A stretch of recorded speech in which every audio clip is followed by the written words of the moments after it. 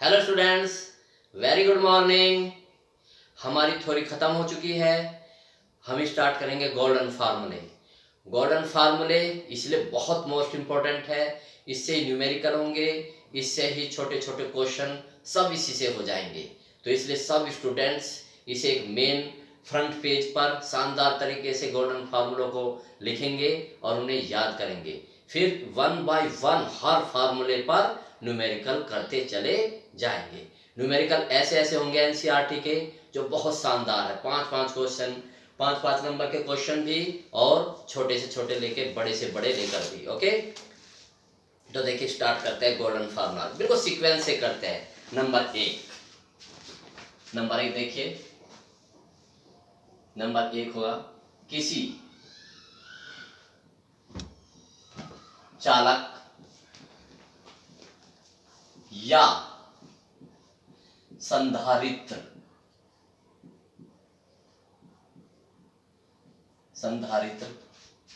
पर उसकी धारिता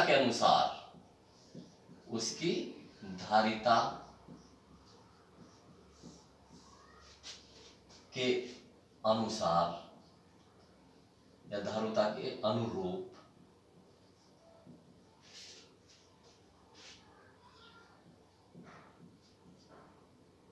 जो विभव उत्पन्न, जो आवेश दिया जाता है, आवेश दिया जाता है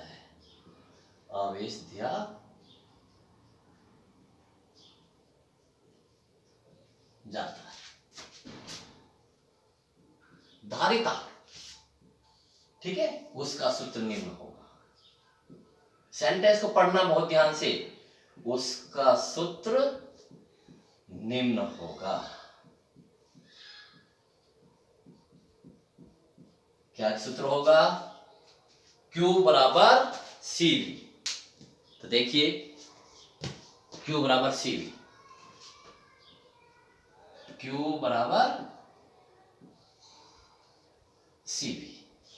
ये होगा। अब आपने एक फॉर्मूला देखो, ये भी पढ़ा था शुरू में फर्स्ट चैप्टर में, Q = NE, ये फॉर्मूला भी पढ़ा था। अब स्टूडेंट्स आपको ये समझना चाहिए कि ये फॉर्मूला कब अप्लाई होगा और ये फॉर्मूला कब अप्लाई होगा। जब धारिता दे रखी होगी किसी चालक की या संधारित्र की, तो जिसमें C आ रहा है तो फॉर्मूला लगेगा ये Q = CV।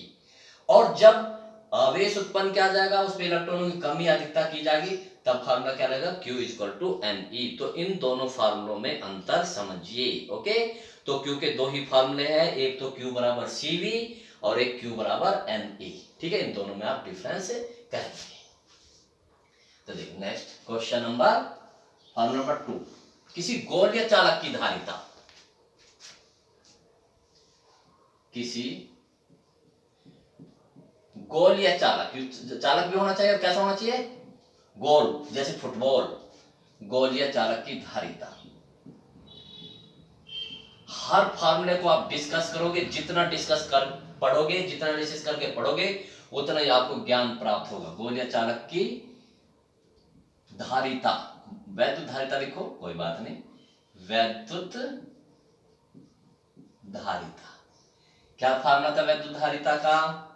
C बराबर, चलो इससे लिख देता हूं, आप भी ऐसे लिखना दूसरे कलर से, जिससे कि आपके माइंड पे इसका इंप्रेशन अच्छा पड़े। C बराबर 4πε0 R उसकी त्रिज्या है। ठीक।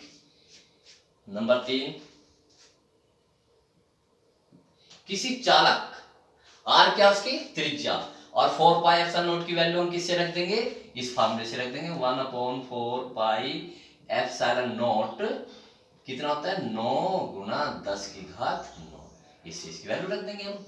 अब लिखेंगे किसी चालक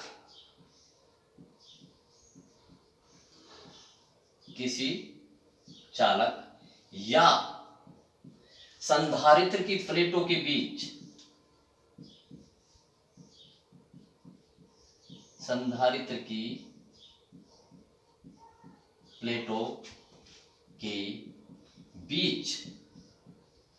वैद्युत क्षेत्र में, प्लेटों के बीच, संधारित्र की प्लेटों के बीच कौन सा क्षेत्र होता है? वैद्युत क्षेत्र। में संचित ऊर्जा, पूरा बहुत क्लियर होना चाहिए, वैद्युत क्षेत्र में संचित ऊर्जा।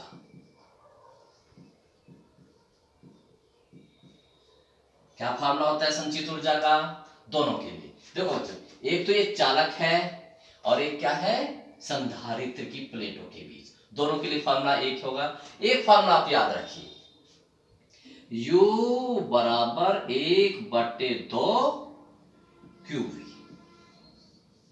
ये मेन फार्मूला है, U बराबर 1/2 QV। एक बहुत शानदार तरीका मैं बताता हूं आपको एक चीज, देखिए ये आपका संधारित्र है, ठीक है, संधारित्र में 2 प्लेटें होती है। जब मैं इसे किसी उससे बैटरी से आवेशित करूंगा तो यहां कितना आवेश जाएगा, Q, यहां से कितना आवेश जाएगा, Q, या यहां से कितनी ऊर्जा जाएगी, QV, कितनी ऊर्जा जाएगी, यहां से QV ऊर्जा जाएगी।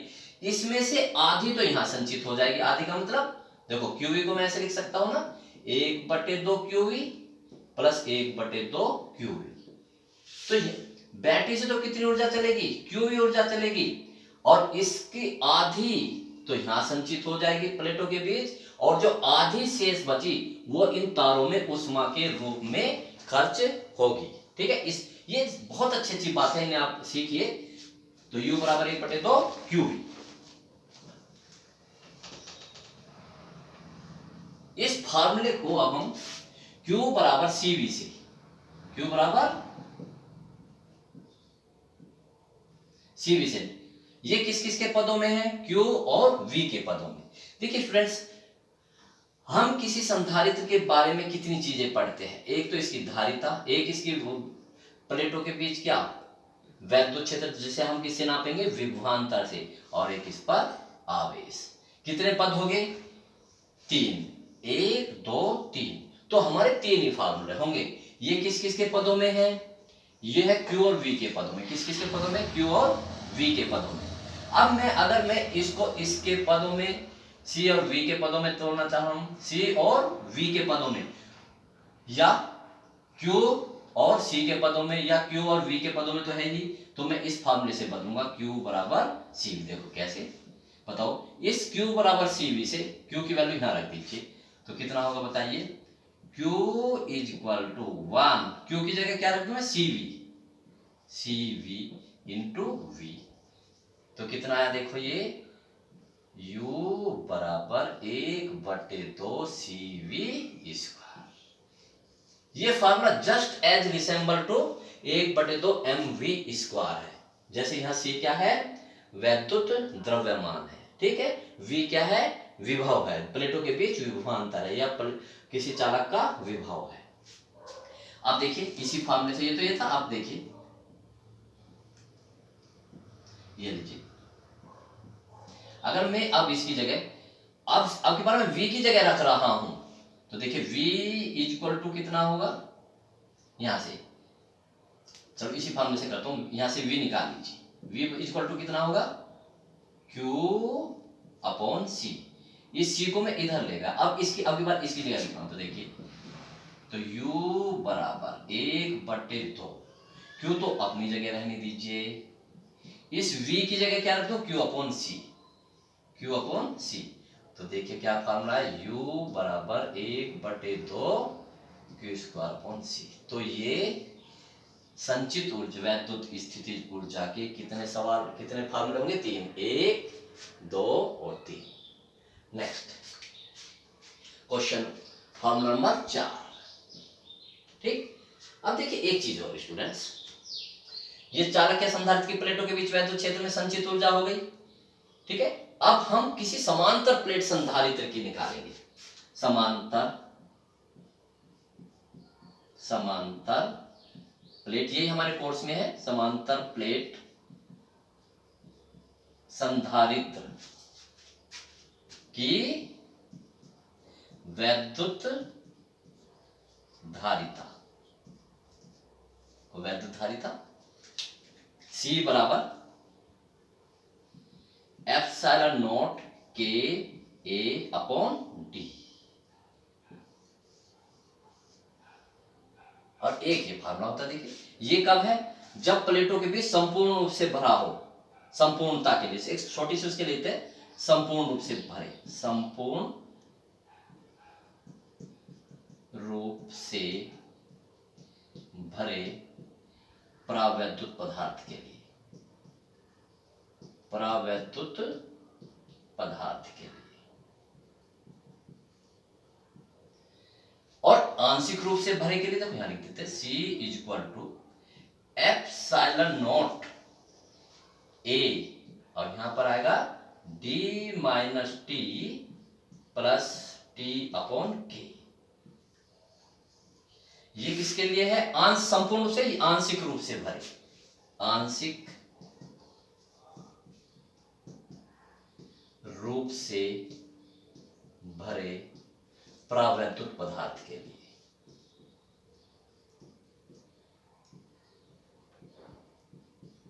पदार्थ के इस तरह से पढ़ाई करनी पड़ती है, ठीक है ना। हर तरीकों को एनालिटिकल करके पढ़िए और एक दूसरे से रिलेट करके पढ़िए। नेक्स्ट देखिए, इसमें ये हो गया। नेक्स्ट करते हैं आगे की ओर, ठीक है। तो अगले हम फार्मूला लिखते हैं। देखिए स्टूडेंट्स, पांचवा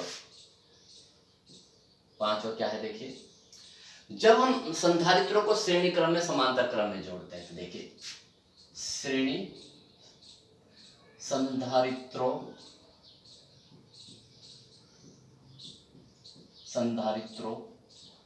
का श्रेणी क्रम में, संधारित्रों की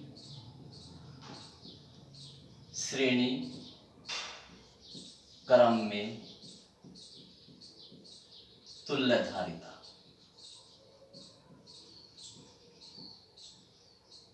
संधारित्रों की श्रेणी क्रम में तुल्यधारिता। तो चित्र बना देता हूं, श्रेणी क्रम में कैसे होगा।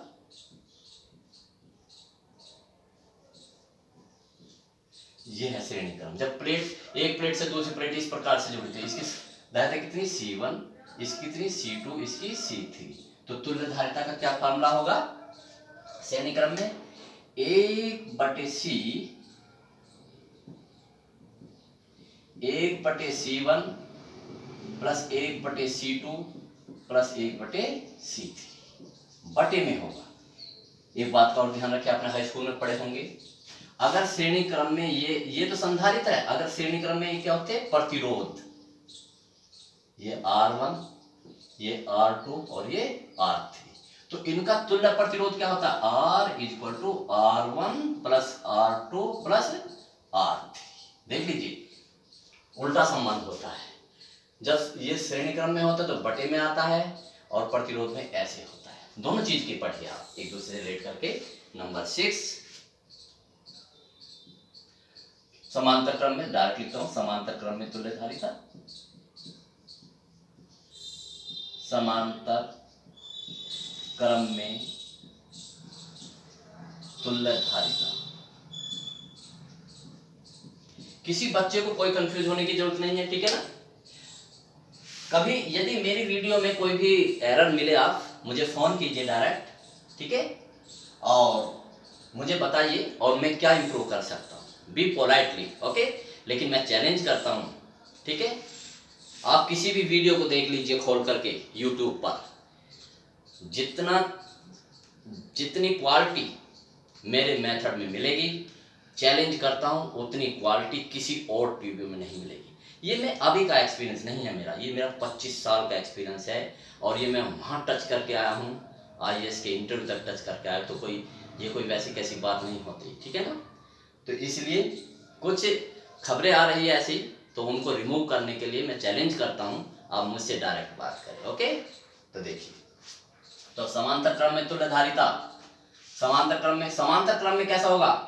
ये लीजिए, समांतर क्रम में, ये लीजिए, समांतर क्रम में आपको पता है पहली प्लेट, ये समांतर क्रम में क्या होगा? ऐसे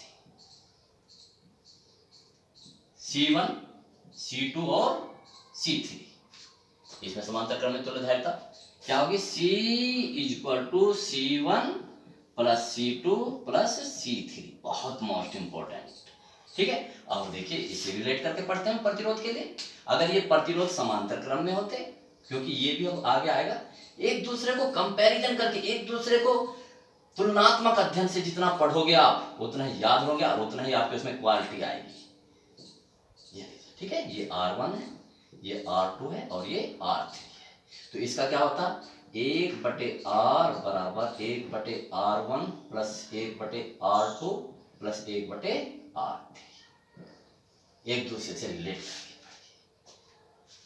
तो स्टूडेंट्स ये कितने, ये फार्मूले थे आपके, ठीक है ना। ये समांतर क्रम में तुल्य धारिता है, और ये सिर्फ इस पे इतने मोस्ट इंपोर्टेंट फार्मूले हैं तो जो हम आगे करेंगे। 5-5 नंबर के न्यूमेरिकल्स आएंगे, ठीक है। तो हम देखिए अब आगे की ओर बढ़ते हैं। देखिए students, numerical start, golden formula मैंने लिखवा दिया, उन्हें तैयार कर लेना। बहुत ही मोस्ट इंपोर्टेंट एक लॉजिकल क्वेश्चन, यानी मैंने बताया था कि धारिता का मात्रक क्या होता है, फेरड। फेरड इतना बड़ा है कि पृथ्वी की भी वैद्युत धारिता 1 फेरड नहीं हो सकती। जैसे हम किसी एक आम आदमी का घर कहे कि भाई किसी एक आदमी के घर की लंबाई 5 किलोमीटर नहीं हो सकती या 1 किलोमीटर नहीं हो सकती, तो इसका मतलब लंबाई किलोमीटर का बहुत बड़ा मात्रक है। ऐसे ही फेरड उसका बहुत बड़ा मात्रक है वैद्युत धारिता का। तो देखिए सॉल्यूशन हो गया, स्टार्ट करते। बिल्कुल कोई संदेह ना करके बहुत सुलझे हुए दिमाग से कीजिए। सॉल्यूशन लिखेंगे और क्या लिखेंगे, प्रश्नानुसार लिखिए। प्रश्नानुसार सुंदर तरीके से बिल्कुल लिखो। पृथ्वी का इतने व्यास, तो पृथ्वी का व्यास मैंने आपको बताया था, तो कैसे लिखेंगे, पृथ्वी का व्यास 2r लिखेंगे। उसी कितना लिखेंगे, 2r। हमेशा जब भी व्यास होगा, मेरे फंडे याद रख लीजिए, जब भी व्यास देगा तो आप उसे व्यास डी या उससे रिप्रेजेंट करेंगे, किसी रिप्रेजेंट करेंगे 2r से, और तुरंत उसके नीचे r निकाल दिया करेंगे। क्योंकि किसी भी फॉर्मूले में क्या नहीं आते, व्यास नहीं आता, त्रिज्या आती है। इसलिए तो हमसे व्यास की सहायता से हम त्रिज्या निकालते हैं। तो 2r कितना दिया है व्यास, 1.28 गुना 10⁴ किलोमीटर आपके सामने था। ओके, फंडे याद रखिए, तुरंत इसके नीचे आर निकाल। अब इस स्टेप से अगले स्टेप में जाने के लिए मैं 2 परिवर्तन कर रहा हूं। एक तो इससे आर की वैल्यू निकाल रहा हूं, ठीक है। तो जब आर की वैल्यू तो 2 से डिवाइड करोगे, तो 2 से डायरेक्ट वैल्यू करेंगे, ऐसे नहीं से इसके नीचे ले जाकर, इंटर के स्टूडेंट हो कीजिए, 2 से पॉइंट लगा के 2 से 12 2 चौक 8 गुना 10⁴ और किलोमीटर की जगह क्या लिखेंगे, 1 किलोमीटर में कितने मीटर होते हैं, 10⁻³ मीटर। क्योंकि हम अपनी पूरी फीस के न्यूमेरिकल कौन से सिस्टम में करेंगे, MKS सिस्टम में करेंगे। तो यदि CGS में या किसी अन्य उसमें दिए है तो उसे तुरंत किस में बदलेंगे, MKS में बदलेंगे। और आगे, ठीक है। तो इसे थोड़ा सा और चेंज करना चाहो कर लीजिए, वरना तो फाइनल स्टेप पे जाके करेंगे, इसे यही रहने दीजिए। तो अब नेक्स्ट क्या बोलना, चालक की धारिता, वैद्युत धारिता पूछ रहा है, वैद्युत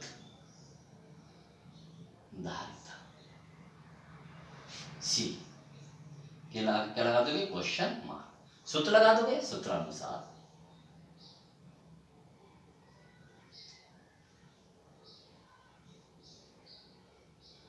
सी बराबर क्या होता है, गोलाकार चालक का। कैसा चालक है, गोलाकार चालक। तो सी बराबर 4πε0 r, वैल्यू रख देंगे।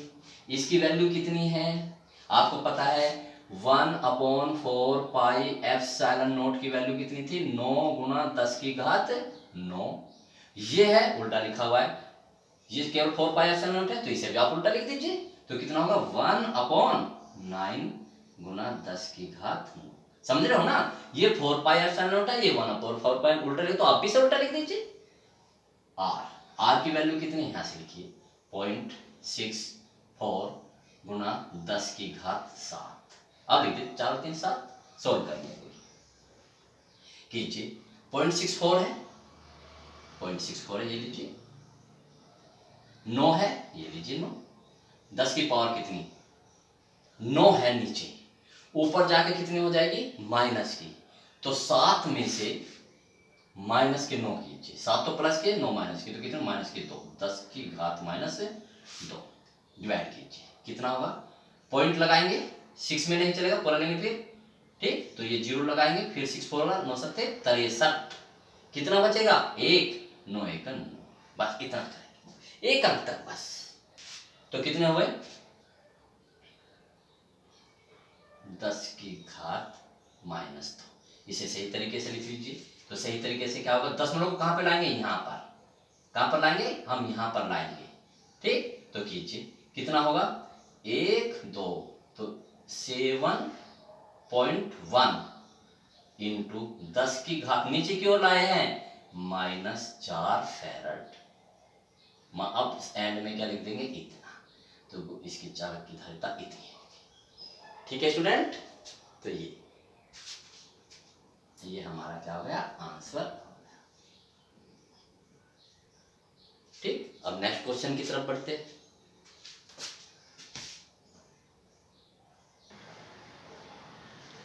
तो देखिए स्टूडेंट्स, एक शानदार प्रॉब्लम आपके सामने है जो बहुत ही मोस्ट इंपॉर्टेंट है। पढ़ते हैं। एन, कैपिटल एन है, एन समान आवेशित छोटी बूंद मिलकर एक बड़ी बूंद बनाती है। बड़ी बूंद तथा छोटी बूंद के लिए निम्न का अनुपात ज्ञात कीजिए। ये सब है वैद्युत धारिता, विभव, आवेश, स्थैतिक ऊर्जा।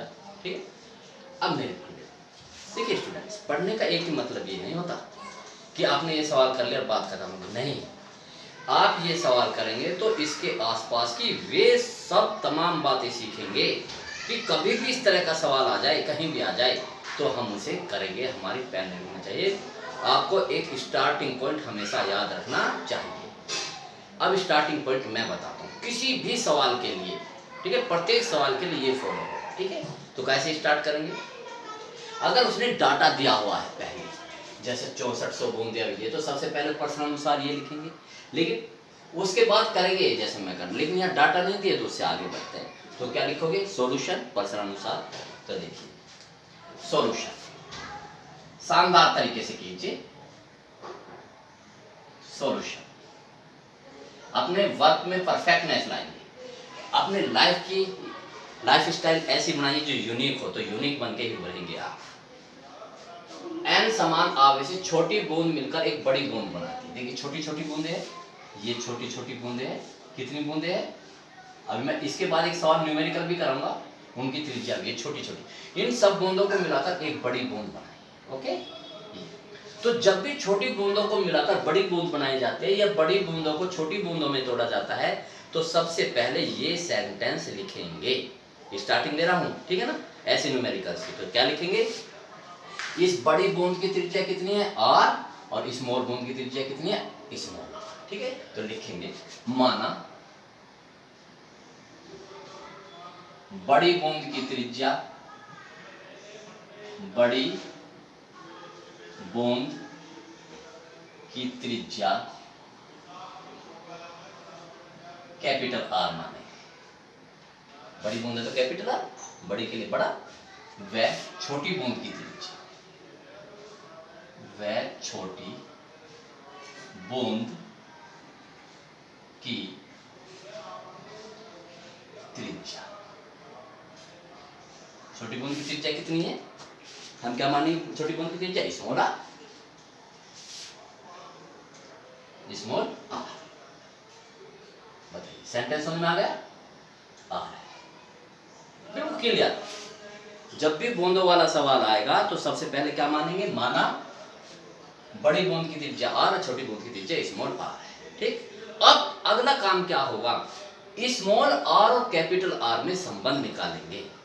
ठीक है, क्या निकालेंगे? स्मॉल r और कैपिटल R में संबंध निकालेंगे। संबंध कैसे निकलेगा? देखिए आप मुझे ये बताइए, ये 5 बूंदे हैं, एक बराबर है सब, 1 2 3 4 5, और इनकी बड़ी बूंद। ठीक, तो इनका क्या होगा? जब मैं इनको मिलाऊंगा तो इनका क्या होगा? आयतन समान होगा। ठीक है, क्या होगा? इनका आयतन समान। तो आयतन समान होगा। इस लॉजिक से हम कैपिटल R और स्मॉल r में संबंध निकालेंगे। एक चीज और बताता हूं, जब भी ऐसे सवाल आएंगे तो n की यदि n की जगह कोई न्यूमेरिकल वैल्यू देगा तो हमेशा क्यूब वाली देगा, जिसका क्यूब हो जाए, घनमूल हो जाए। जैसे 64 का कितना होगा? 4 4 चौक 16 चौका 64, या 8 या 64,000 है ना, ऐसे इसके बीच में कुछ नहीं देगा। तो देखिए क्या लिखेंगे? n छोटी बूंदों का आयतन, या ऐसे लिख लो बड़ी बूंद का आयतन, बड़ी बूंद का आयतन बड़ी बूंद का आयतन बराबर n छोटी बूंदों का आयतन, n छोटी बूंदों का आयतन।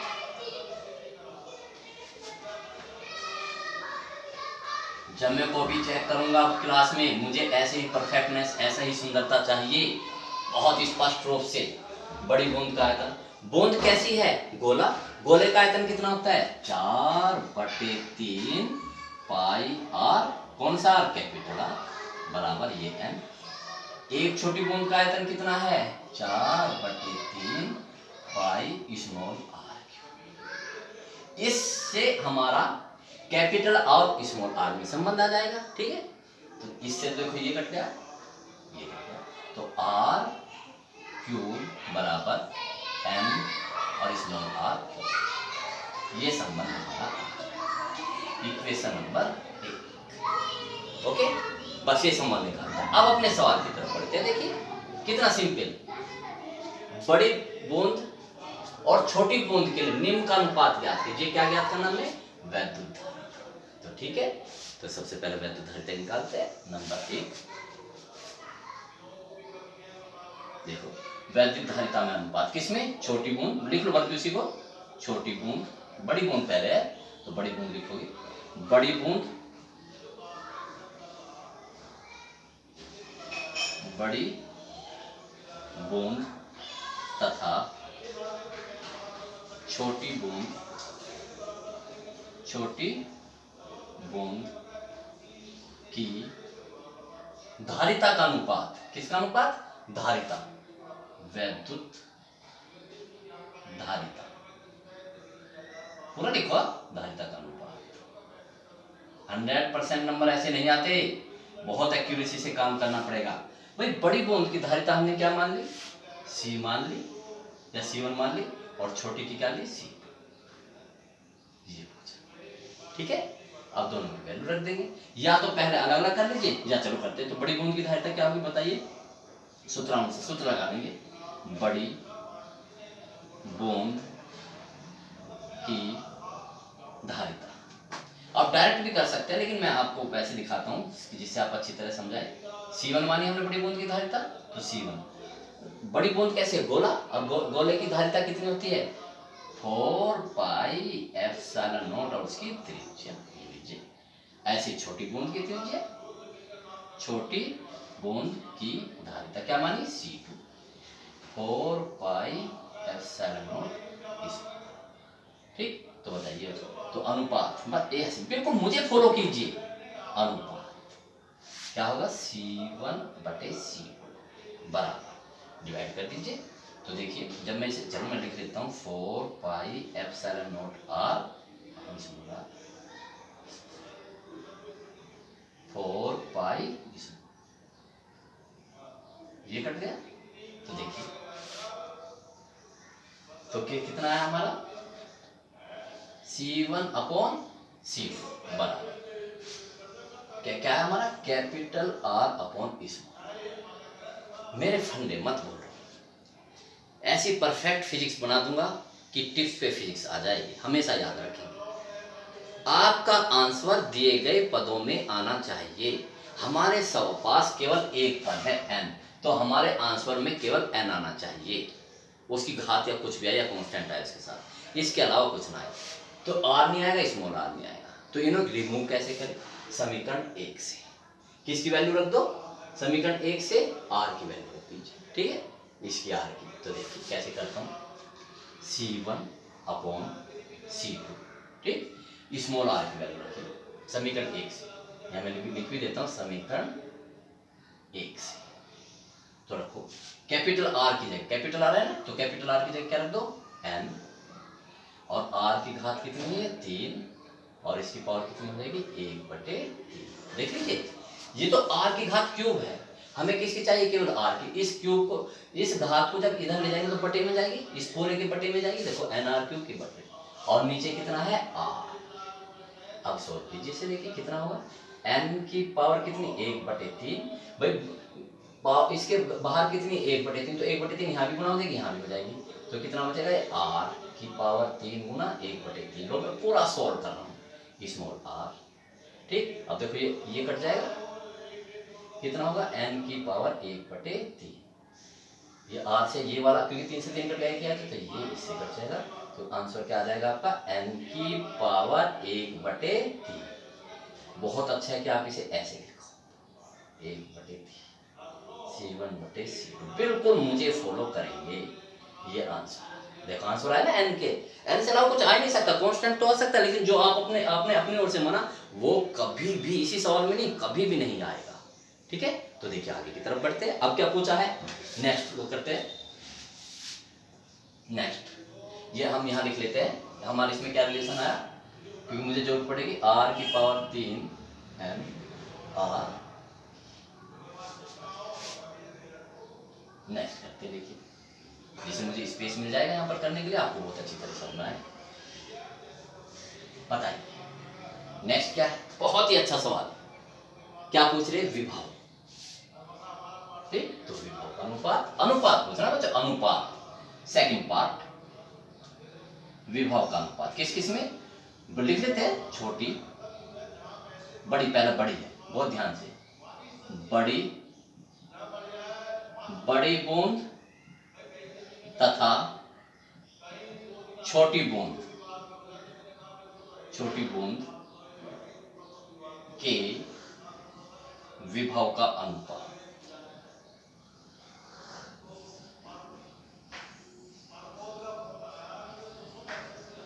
यानी कि V1/V2। ठीक, अब मैं जैसे मैंने एक पहले करके दिखाया, अब इसका एक आसान तरीका मैं बताता हूं। ओके, तो देखिए इससे टाइम बचेगा और हमारा सवाल होगा। कल स्टार्ट करें, देखिए तो V1/V2 इज इक्वल, V1 का फॉर्मूला क्या, कैसी बूंद है, आकार कैसा, गोला, और गोले के परस्पर विभव कितना होता है, 1/4 4 pi epsilon Q upon R. तो ये लीजिए Q1 अपॉन क्या स्टूडेंट, Q1 अपॉन आर, कैसा आर, कैपिटल आर अपॉन। ठीक, अब इसका V2 के लिए क्या निकाले आप, 1/4 पाई एप्सिलॉन नॉट। ठीक, कितना कितना निकाले, Q2 अपॉन। ठीक, वैल्यू रख दीजिए V1 के घर में। मैं दूसरे तरीके से भी कर सकता था, ओके, C1/C2 करके उसमें। ठीक है, तो लेकिन ये जैसा भी है वैसे कर दीजिए। इससे देखिए ये कट जाएगा। ठीक, वैल्यू देखिए, ये ऊपर जाएगा Q1 के साथ, तो कितना होगा, Q1 इंटू आर, और ये इसके साथ आएगा Q2 इंटू। ओके, अब हमें Q1 एक पर हम क्या आवेश मान ले, स्मॉल q, बड़ी बूंद पर आवेश क्या मान ले हम, छोटी बूंद पर आवेश कितना है, स्मॉल q। ठीक है, तो Q1 क्या है, बड़ी बूंद के लिए माना हमने, तो बड़ी बूंद पर आवेश कितना होगा, कितनी बूंद है, n बूंद है, तो n3 में जुड़ जाएंगे, n3। नहीं समझे, देखो ये छोटी बूंदे हैं, ये लीजिए छोटी बूंदे हैं, एक प्रत्येक पर आवेश कितना है, q, 1 2 3 4 5 6 7, तो अब इस पे कितना होगा, 7q, जोड़ लीजिए आवेश। अब हमारे पास कितनी बूंद है, n की, तो n की हो गया, स्मॉल आर ऐसी रहने दीजिए आप। ठीक, बड़ी बूंद के लिए तो आवेश कितना होगा, n3, q क्या है, ये q, सॉरी Q2, तो Q2 का छोटी बूंद का आवेश है Q2, तो Q2 हमने कितना माना था, q, भाई Q2 जो है छोटी बूंद के लिए है ना, छोटी बूंद के लिए आवेश हमने माना q, तो q, और यहाँ हो गया कैपिटल R। अब देखना, अब वैल्यू रख दीजिए, बताइए n r अपॉन कैपिटल, उसी तरह से फिर इसकी वैल्यू रखिए, n ये रखिए, देखिए r, इस r की जगह क्या रख दो, n r की पावर 3 की पावर 1/3। देखो इसे मैं फिर निकाल के दिखा देता हूँ, r बराबर क्या आएगा, ये पावर इधर चली जाएगी, n r की पावर 3 और 1/3। बिल्कुल ऐसे अनुभव कीजिए मेरी वीडियोस को देखे, जैसे क्लास में ही पढ़ा रहे, किसी कोचिंग में ही पढ़ा रहे हैं। कोई दिक्कत है मुझे बताइए, तो सोल्व कीजिए, देखिए कितना सोल्व आएगा बच्चों, n r को सोल्व करो, n की पावर क्या, 1/3, और इससे 3 से 3 कट जाएगी तो r रह जाएगी, तो एक ये r से r कट जाए तो n की पावर कितनी आ जाए, हाँ देखो आंसर n में आना है, 1/3, तो यानी कि 1 माइनस 1/3, तो आंसर कितना आएगा? तो मैं इसे यही करना चाह रहा हूँ, तो n की पावर 3 है, 3 और 2/3, n की पावर 2/3, तो ये क्या v1/v2 हमारा ये आया। बहुत कितने मजेदार वाला सवाल, ठीक है। आप बताइए क्या निकालेंगे? आवेश। क्या निकाले? आवेश। जल्दी कर देते हैं।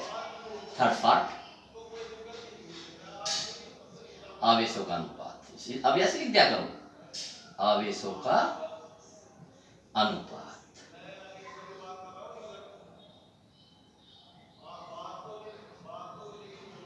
Q1 अपॉन Q, याद रखना Q1 क्या? बड़ी बूंद का, बड़ी बूंद का आवेश। मैं लिख भी देता हूं, अर्थात बड़ी बूंद का आवेश,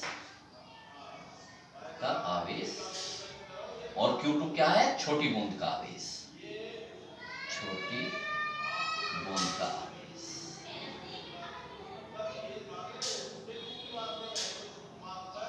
बड़ी बूंद का, पहले छोटी बूंद का आवेश मानो। छोटी बूंद का आवेश क्या है? Q, तो बड़ी का कितना होगा? NQ। कितनी बूंद है? N, तो NQ, Q से Q कट जाएगा, तो कितना हो जाएगा? N। आंसर उसमें आना, देखो ध्यान से, मैंने क्या कहा? जो टर्म्स दी हुई है न्यूमेरिकल्स में या सवाल में, आंसर उसी टर्म्स में आएगा, और कोई आंकड़ा तो आ ही नहीं सकता, कांस्टेंट आ सकता है। तो इसका आंसर लिखेंगे। फोर्थ पार्ट, बड़ा बहुत ही अच्छे सवाल, देखिए कैसे भी सवाल करते चाहिए। क्या? स्थितिज ऊर्जा, स्थितिज ऊर्जा कह लो, स्थैतिक कर लो, स्थितिज ऊर्जा, वैद्युत ऊर्जा का अनुपात।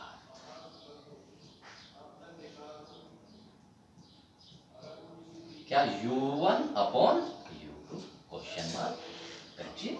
तो U1 सीधा पहले की तरह, U1 अपॉन U2 फार्मूला रखिए। क्या होता है? कौन सा फार्मूला रखेंगे आप? देखो कितने फार्मूले मैंने बताया, अब तो आपके पास बहुत सारे हुए हैं। देखो U के मैंने 3 फार्मूले बताए। U बराबर 1/2 QV, एक फार्मूला यह था U बराबर 1/2 CV स्क्वायर, एक फार्मूला मैंने ये बताया था 1/2 Q स्क्वायर। कौन सी? कोई सा एक फार्मूला लगा लीजिए, ठीक है। QV वाला लगा लीजिए, या चलो ये लगा लेते हैं, आसान है ना। तो देखो इसके लिए 1/2 Q1 V1, एक, अब छोटी बूंद के लिए 1/2 Q2, ओके। 1/2 से 1/2 कट गया। Q1 की वैल्यू रखिए, Q1 कितना आया था? NQ, ये लीजिए। नीचे क्या होगा? Q, और ये है V1 अपॉन V2, वैल्यू रखिए। देखो V1 अपॉन V2 की वैल्यू रखो, Q से Q कट जाएगा, ये रहा ये वाला N, और इस V1 अपॉन V2 की जगह क्या रखिए? देखो ये रहा V1 अपॉन V2, N की पावर 2/3, तो कितना होगा? देखो भाई, जब आधार एक तो घात जुड़ जाता है, यहाँ घात एक है, तो मैं लिख रहा हूँ, देखो 1 प्लस 2/3, अब जोड़िए कितना आएगा? 3 एकम 3 और 2 5, तो n की पावर 5/3। गजब का सवाल, ठीक है। ऐसे ऐसे मैं सवाल कराऊंगा, बहुत ही मोस्ट इंपोर्टेंट, आपको बड़ा मजा आएगा करने में, ठीक है। बहुत एंजॉय करोगे आप, मेरे साथ लगे रहिए और निरंतर प्रयास करते रहिए, ठीक है। आगे की तरफ बढ़ते हैं। देखिए स्टूडेंट्स, सवाल, पानी की 27,000 एक समान बूंदों को मिलाकर एक बड़ी बूंद बनाई जाती है। प्रत्येक छोटी बूंद की त्रिज्या 3 मिलीमीटर तथा आवेश 5 माइक्रोकुलाम है। बड़ी बूंद की वैद्युत धारिता ज्ञात करनी है, ठीक। उस पर आवेश कितना है, विभव कितना है और स्थितिज ऊर्जा कितनी है, ये चीज हम ज्ञात कर सकते हैं। सारी चीजें मैंने अपनी ओर से सवाल बनाया है, ठीक है ना। इसी तरह से सवाल आते हैं। तो स्टार्टिंग करते हैं। स्टार्टिंग कैसे मिलेगी? सबसे पहले वो सेंटेंस लिखिए, माना बड़ी बूंद की त्रिज्या r तथा स्मॉल बूंद की त्रिज्या स्मॉल r, ओके। तो करते हैं सॉल्यूशन।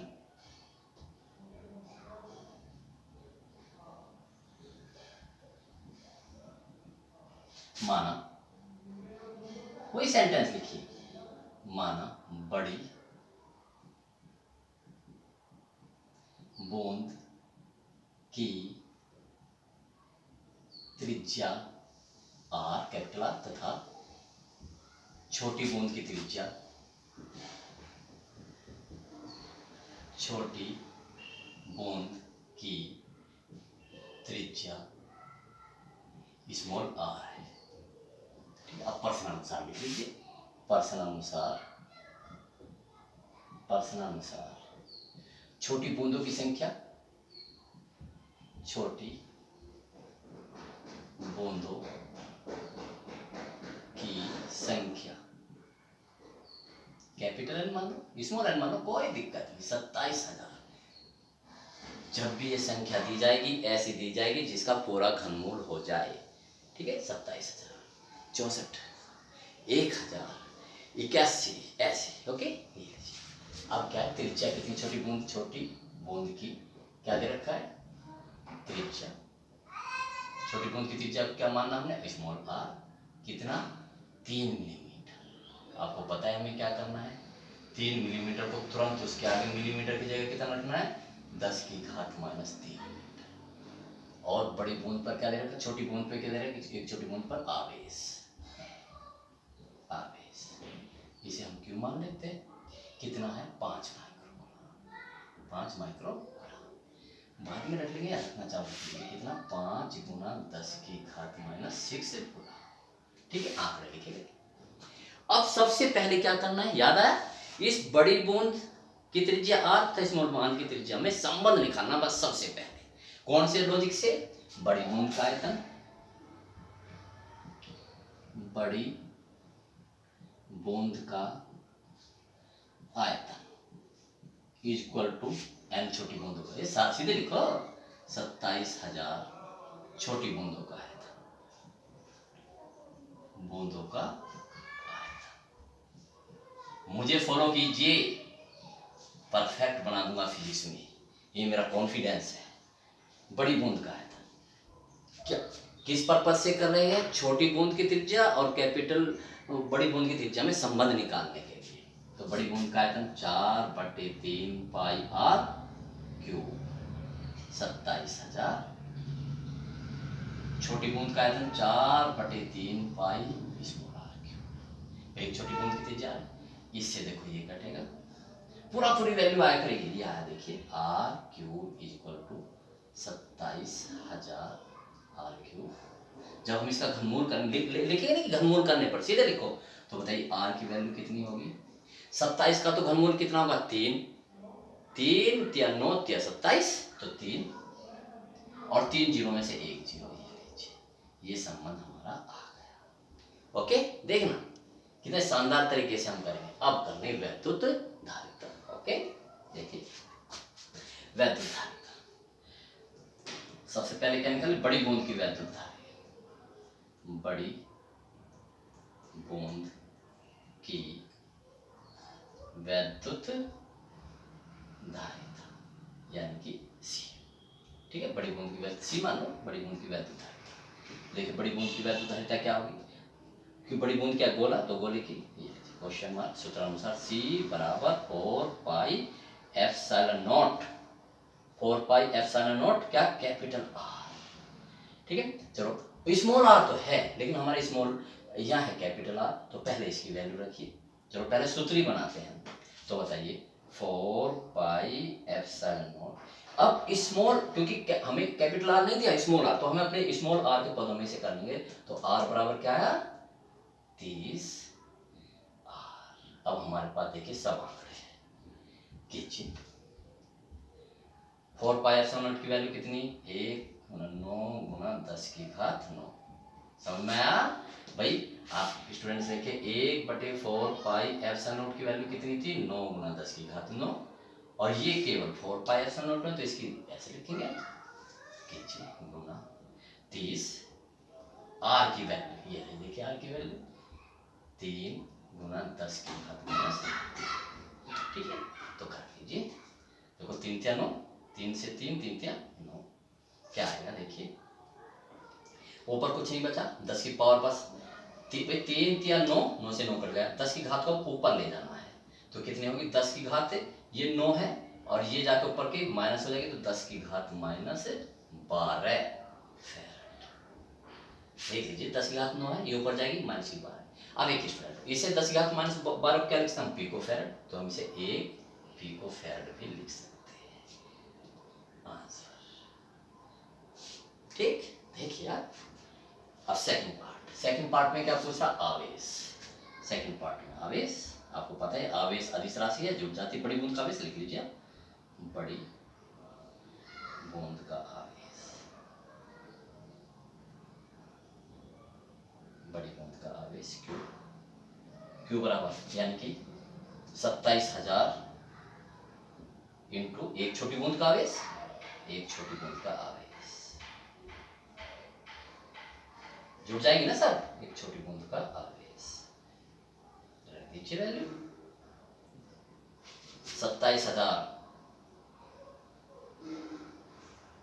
एक छोटी बूंद का आवेश कितना है ये देख, 5 गुना 10 की घात माइनस 6, 5 गुना 10 की घात माइनस 6 कीजिए तो कितना है देखो, करो ना, 3 जीरो को तो मैं यहाँ मान, बस 27 के 5 गुना करो, 5 सत्ते 35 हासिल 3 और 5 दूनी 10 और 3 13 और 10 की पावर कितनी आई 1 2 3, तो प्लस की 3 और माइनस की 6, 10 की घात माइनस 3। क्या से लिख सकता हूँ मैं इसे, अब दशमलव यहाँ पर है, इसे यहाँ पर 1.35 गुना 10 की घात माइनस, क्योंकि ऊपर की ओर लेंगे -1, ठीक। तो अब क्योंकि -1 को नहीं लिखते, बस इसे ऊपर ही ले जाइए, ठीक है, या इसे ऐसे ही रहने दीजिए, ठीक है, इसे ऐसे ही रहने दीजिए, तो ये क्या हो जाएगा कूलाम, कोई दिक्कत नहीं, इतने कूलाम आवेश आ जाएगा बड़ी बूंद पर आवेश। आर बराबर 30, आज मुझे बार बार जरूरत पड़ेगी इसकी, आर बराबर कितना आया हमारा 30 आर, ठीक है। अब देखिए और से आगे बढ़ते हैं, बहुत ही मोस्ट 5 नंबर के सवाल, 5 नंबर के सवाल है ये साहब, और देखिए कितने तरीके से हो रहा है। अब क्या विभव, बड़ी बूंद का विभव, नंबर 3 बड़ी बूंद का विभव। कोई भी स्टूडेंट आलस्य में ना आए, ढिलाई ना छोड़े बिल्कुल भी, जैसे कॉलेज खुलेगा पहले दिन ही आपकी क्लास ली जाएगी, कभी तो स्कूल खुलेगा ही, ठीक है। बड़ी बूंद का विभव, जहां मैं जितना सॉफ्ट हूं उतना हार्ड भी हूं, यह आपको अच्छी तरह पता है। बिल्कुल भी ढिलाई मत बरतना, कुछ भी नहीं सुनूंगा, आपको पता है मैं कभी भी बहानेबाजी नहीं सुनता, झूठ मुझे बिल्कुल पसंद नहीं है, मुझे हार्ड वर्किंग वाला स्टूडेंट बहुत पसंद है। बड़े कड़े शब्दों में बोल रहा हूं मैं आपको, बड़े कड़े शब्दों में मैं चेतावनी दे रहा हूं, मेरा काम परफेक्ट मिलना चाहिए।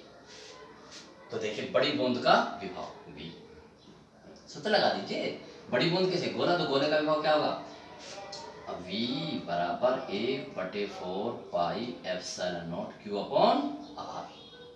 देखिए करी वैल्यू 1/4 पाई एप्सिलॉन नॉट की वैल्यू कितनी होगी, 9 गुना 10 की घात 9। Q की वैल्यू अभी निकाली हमने, कितनी आई थी, 135 गुना 10 की घात माइनस 3, अभी तो निकाली थी, पीछे वाले सवाल से ले लीजिए, अपॉन R, यहाँ कैपिटल R आएगा, बड़ी बूंद है, कैपिटल R देखो 30 और R, चलो मैं लिख ही रहा हूँ 30 R, अगले उसमें रखता हूँ।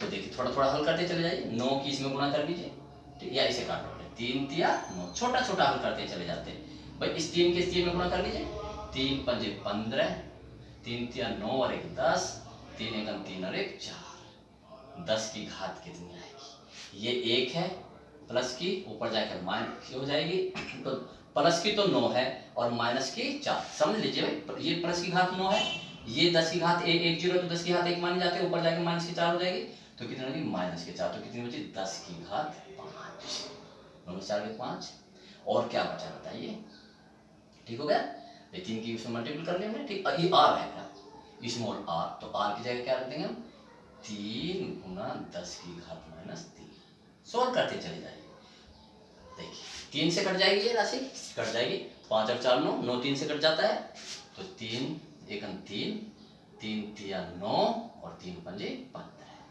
10 की पावर ऊपर ले जाइए, कितने में 10 की घात 8, 10 की घात 8, इतना। अब इसमें देखिए दशमलव कहाँ पर आएगी, 1 2, ठीक है, तो कितना आएगा ये 1.35 गुना 10 की घात 10 वोल्ट, इतनी वोल्ट उत्पन्न हो जाएगा, समझ में आ गया। तो इसमें ठीक।